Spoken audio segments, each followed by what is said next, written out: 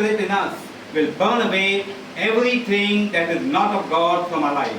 కాబట్టి పరిశుద్ధాత్మ మనలో ఉన్నట్లయితే మనం కొవ్వొత్తిలాగా వెలిగింపబడినప్పుడు మన జీవితంలో ఉన్న ప్రతి చెడును కూడా అది కాల్చే విధంగా ఉంటుంది. So desire to be filled with the Holy Spirit. కాబట్టి కోరిక అనేది మన జీవితాన్ని నింపే విధంగా ఉంటుంది. The fire, anointing of the Holy Spirit. కాబట్టి పరిశుద్ధాత్మ యొక్క అగ్ని మనలో ఉండాలి. He will clean us up.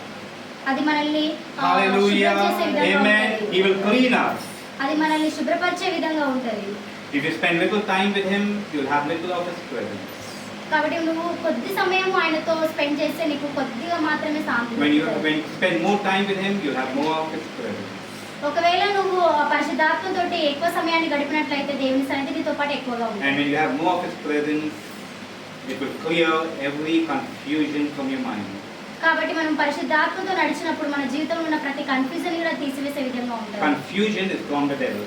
కాబట్టి కన్ఫ్యూజన్ అనేది కేవలము సాతాను నుంచే వస్తుంది. From God comes order.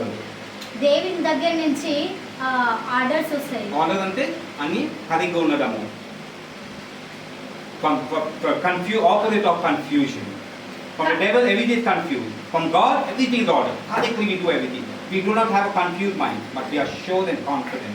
అయితే ఇక్కడ సాతాను దగ్గర నుంచి మనకు కన్ఫ్యూజన్ మాత్రమే వస్తుంది, కానీ దేవుని దగ్గర నుంచి మనం ఎప్పుడు ఏది ఎలా చేయాలి అనేది మాత్రం నేర్చుకోగలుగుతాం. No matter what the problem is, no matter what the environment is like, when we are in the presence of God, God will bring the situation under control. కాబట్టి మన జీవితంలో ఎలాంటి సిచువేషన్ లో ఉన్నా కూడా దేవుని సన్నిధి మనలో ఉంటే ప్రతిదీ కూడా మన యొక్క కంట్రోల్ లోకి వస్తుంది. Amen. As his children, we should carry his fire and live in his presence. కాబట్టి మనం ఒక క్రైస్తవ బిడ్డలుగా ఉన్నప్పుడు ఆయన యొక్క శక్తి, ఆయన యొక్క అగ్ని మనలో ఉండాలి. Amen. Hallelujah. Did God speak to us something this afternoon?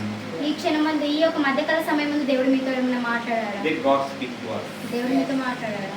Did God speak to us? దేవుడు మీతో మాట్లాడాడా? Amen. Let us close our eyes and look unto Jesus.